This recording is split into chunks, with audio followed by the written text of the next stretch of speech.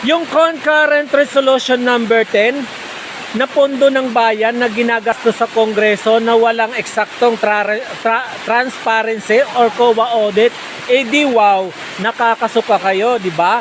Nakakasuka yung paggastos nyo sa pera ng taong bayan. Matagal na pala kayong naglulustay ng pera ng taong bayan na walang transparency. Ngayon lang ito nalaman kasi ang alam nyo, mangmang ang mga Pilipino at hindi nila malalaman ang totoong paggasta nyo ng pera ng taong bayan.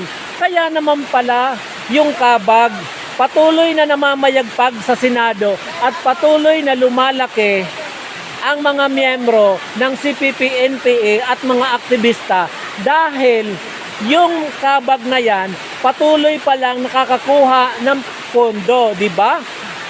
Confidential fund o extraordinary fund. Pareho lang yan, pera ng taong bayan. Ginagastos nyo ng walang transparency dahil sa concurrent resolution na yan. Di ba? Kaya pala, dumarami kayo ng dumarami kasi may pera kayong nakukuha na galing sa taong bayan pero mga perwisyo kayo, di ba? Sagabal kayo sa gobyerno tapos pera ng taong bayan ang ginagamit nyo. Dahil sa concurrent resolution na yan, that walang transparency, ginastos nyo o winaldas nyo ang pera ng taong bayan, di ba? Sino ba naman ang isang senador at isang congressman binibigyan ng pera ng taong bayan pero walang resibo, di ba? Tapos nangyari yung paghingi ni BP Inday ng confidential fund, tapos kung ano-anong resibo ang hinihingi nyo, di ba nakakasuka? Sukang-suka yung Pilipino nung nalaman na gumagastos kayo ng pera ng taong bayan pero walang resibo.